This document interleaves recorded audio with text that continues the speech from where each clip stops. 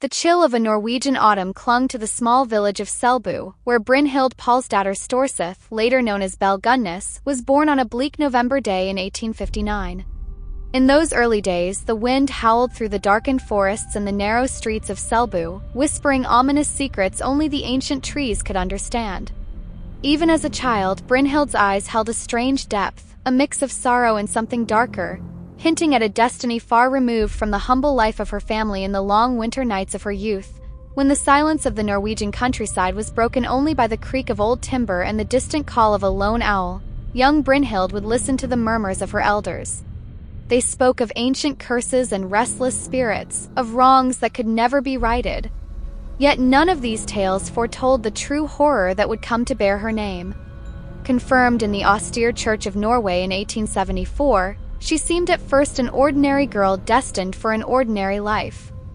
But as she grew into adolescence, a restless ambition stirred within her, a desire to escape the shadows of her past and forge a new destiny far beyond the dark Norwegian hills. At the tender age of 14, she began to work on neighboring farms, milking cows and herding cattle. Each day, as she toiled under the heavy, gray skies, she secretly saved her earnings with one singular dream in mind: a journey to New York City, where the promise of a new life shimmered like distant starlight over the Atlantic. In 1881, with trembling hope and a heart full of both promise and inexplicable dread, she boarded a ship bound for America. It was there, amid the crowded, chaotic port of Castle Garden, that Brynhild shed her old name, reinventing herself as Belle, a name as seductive as it was deceptive. Chicago welcomed Belle with open arms, though the city's bustling streets concealed their own darker secrets. In the cramped quarters of her sister Nellie's home, Belle toiled as a domestic servant, her towering stature and physical strength setting her apart in a world that prized both beauty and brawn. Soon, she found employment at a butcher's shop, a grim apprenticeship that would leave an indelible mark on her soul.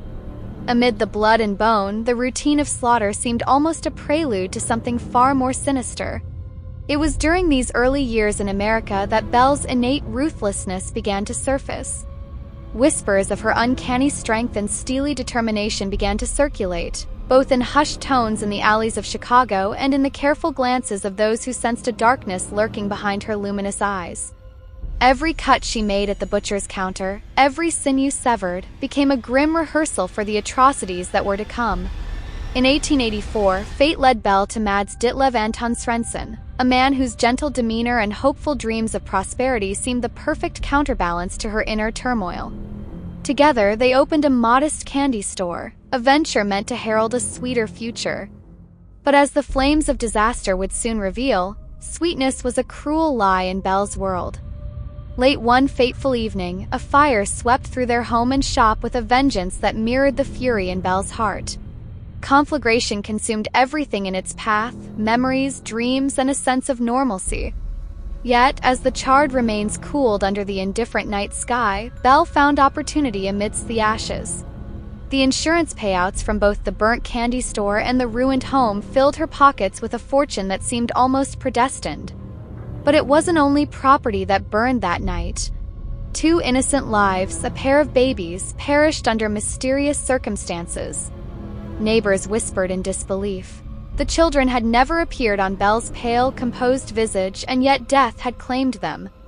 With each loss, with every claim on an insurance check, Belle's reputation as a benevolent, if peculiar woman slowly twisted into that of a cold, calculating predator. With her newfound wealth, Belle left the smoldering memories of Chicago behind and journeyed to La Porte, Indiana, where she purchased a modest pig farm. The rustic homestead, surrounded by desolate fields and dense, whispering woods, would soon become the stage for unspeakable horrors. The sprawling farmhouse, with its creaking floors and shadowed hallways, concealed a macabre secret, a hunger that could never be satiated. It was here, amidst the oinking of pigs and the rustle of wind through tall cornstalks, that Belle sought a new beginning by marrying Peter Gunness on April 1, 1902. Their union, seemingly a merger of hope and ambition, was immediately tainted by tragedy.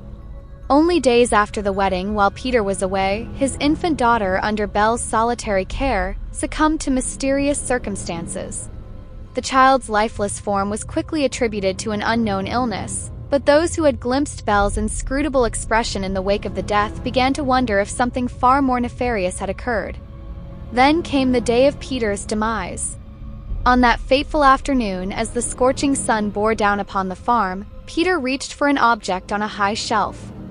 In an inexplicable twist of fate, a meat grinder, an instrument of Belle's former trade, plummeted from its perch, smashing his skull with a force that defied mere accident.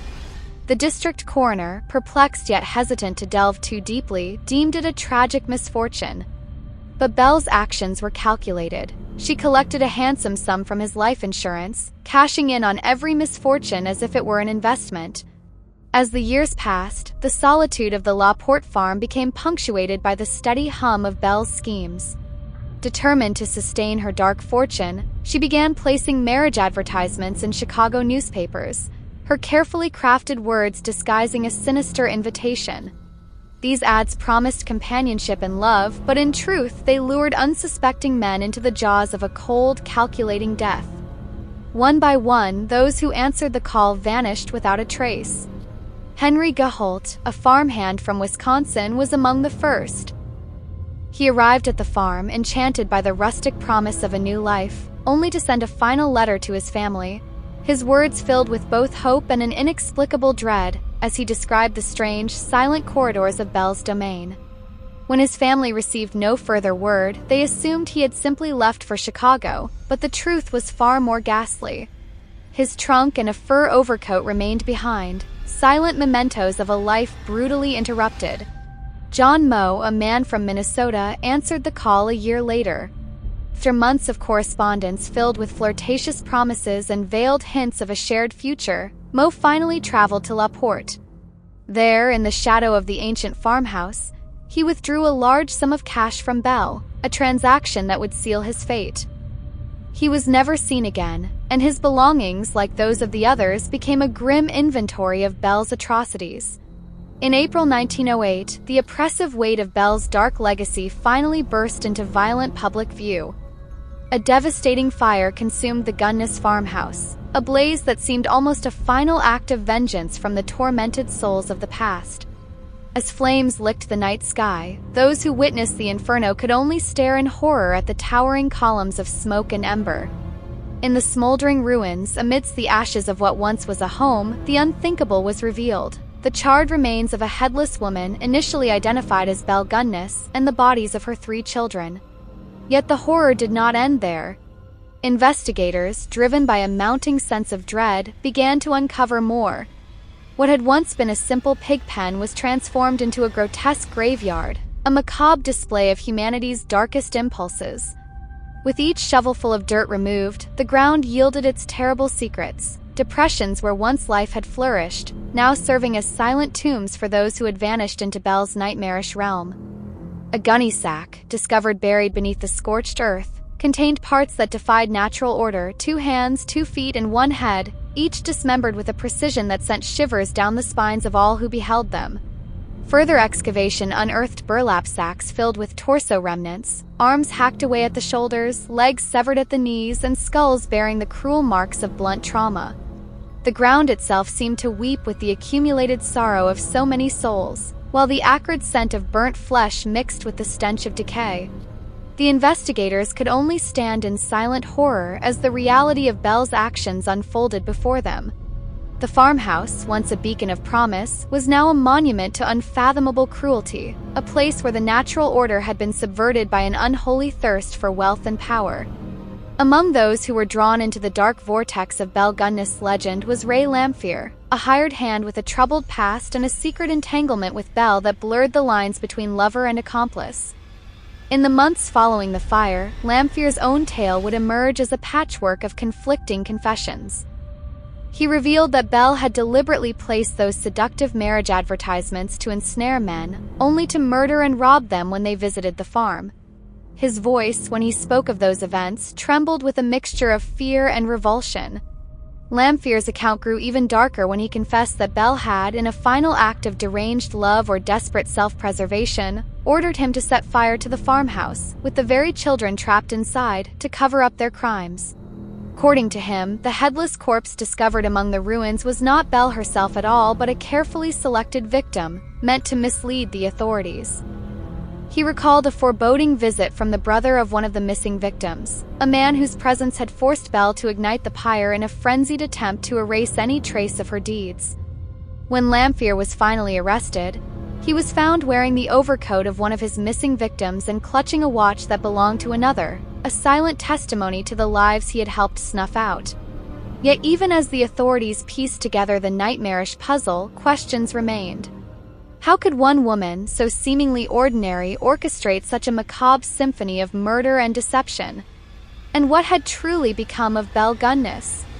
The official verdict pronounced her dead, a casualty of the fire, but whispers persisted. Some swore they had seen her wandering the shadowed streets of Chicago long after the blaze, her eyes reflecting a haunting blend of regret and malice. Others claimed that the ghost of Belle haunted the charred remains of the farm, a spectral figure doomed to forever reap the souls of those who strayed too near. In the years that followed, the once-forgotten Gunness farm transformed into a morbid tourist attraction. The land, scarred by its violent history, drew visitors from far and wide, curious souls eager to glimpse the grisly remnants of Belle's reign. Along the dirt paths, one could still see the depressions where bodies had been interred, the earth bearing silent testimony to unspeakable horrors. Concessions sold trinkets and souvenirs, a miniature pig pen, a replica gunny sack, as macabre reminders of a past that refused to die. Locals told stories in hushed tones around flickering campfires, recounting the eerie sounds that sometimes echoed from the ruins at night. It was said that on moonless evenings, when the wind carried the mournful cries of long-departed souls, the ghost of Belle could be seen wandering among the broken walls. Those who claimed to have encountered her spoke of an uncanny presence, a woman with eyes like burning coals and a smile that hinted at both sorrow and malevolence. She would appear at the edge of one's vision, only to vanish when looked at directly, leaving behind a chill that penetrated to the bone. One such visitor was a weary traveler named Jonas, a man burdened by his own tragic past, who had come to La Porte seeking solace.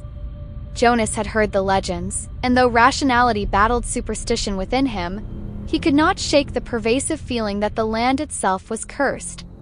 One fateful night, drawn by an irresistible compulsion, he ventured into the ruins of the farmhouse.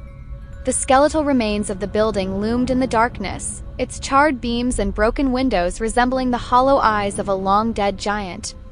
As he stepped over the threshold, the temperature seemed to plummet, and the air grew thick with the acrid stench of smoke and decay. Every footstep echoed unnaturally, as if the house itself were alive and mourning its lost souls. In the midst of a broken corridor, Jonas found a faded portrait of a woman, a portrait that, despite the ravages of time and fire, still bore an eerie resemblance to the descriptions of Belle. The eyes in the portrait seemed to follow him, their gaze filled with unspoken questions and infinite sadness. Then, as he turned to leave, a soft rustling reached his ears, a sound like the gentle scuffing of bare feet on rotted wood. He spun around, heart pounding, to see a figure emerging from the darkness.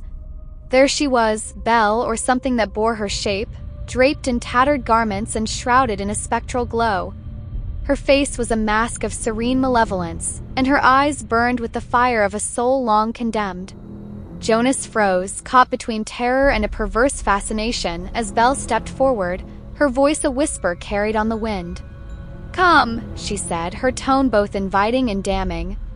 "Join me among the forgotten." In that moment, Jonas felt the weight of countless souls pressing upon him, the lives of the vanished men, the lost children, and even the tormented spirit of Belle herself. The air thickened, and the boundaries between life and death blurred. He tried to retreat, but his limbs betrayed him, as if the very floor of the farmhouse held him fast. The ghostly figure drew nearer, and Jonas could see for an instant the horrors that lay beneath the surface. Flickers of images, glimpses of brutal acts, screams silenced in flames, and hands reaching out from the earth. The agony of those tormented souls surged within him, and he realized that the true curse of Belle Gunness was not merely the blood she had spilled, but the legacy of despair and eternal suffering she had wrought.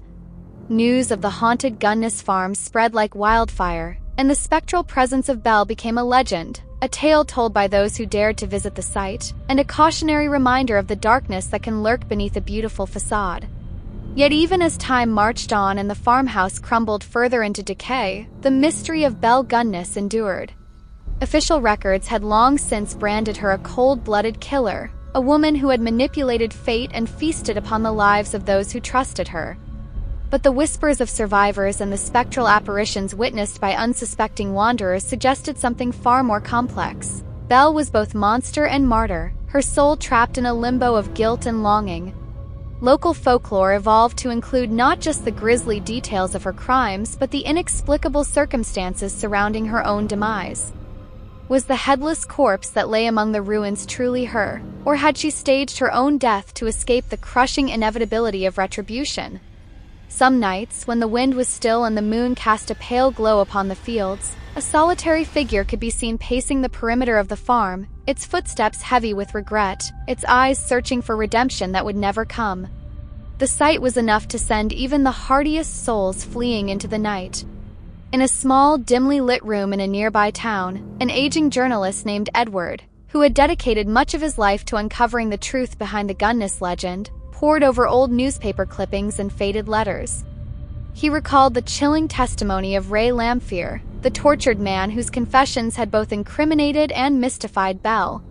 Lamphere's words, recorded in trembling script, painted a picture of a woman who thrived on the anguish of others, a puppeteer whose strings were the lives of those she ensnared.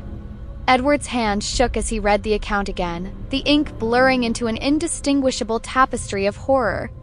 It was as though every word he read summoned forth the very spirit of Belle, whispering secrets from beyond the grave. Determined to find closure, Edward embarked on one final journey to La Porte. As he approached the ruins, the air grew heavy with anticipation, each step echoing with the voices of the long-forgotten. In the flickering light of his lantern, he explored the remnants of the farmhouse, pausing before each scorched wall and every shallow grave. He felt the oppressive presence of Belle, as if her soul lingered in every crack and crevice, a relentless reminder of the evil that had once walked these grounds. Near the pig pen, Edward uncovered a hidden compartment beneath a rotted floorboard. Inside lay a collection of letters, yellowed with age and filled with desperate pleas and cryptic instructions. One letter in particular stood out, a final missive from Belle addressed to an unknown confidant. In it, she confessed her own torment, a struggle against a fate that demanded she sacrifice the innocent to feed a monstrous hunger.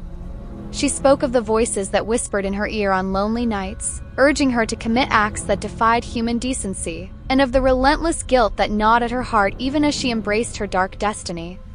Edward could scarcely believe that these were the words of the infamous Belle Gunness, a woman who had long been reduced to a symbol of horror and malice.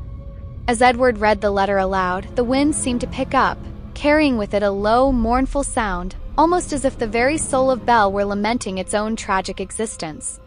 In that moment, the past and the present collided. Edward realized that the true horror of Belle Gunness was not simply the bloodshed or the grisly remains, but the enduring curse of a soul forever lost between worlds.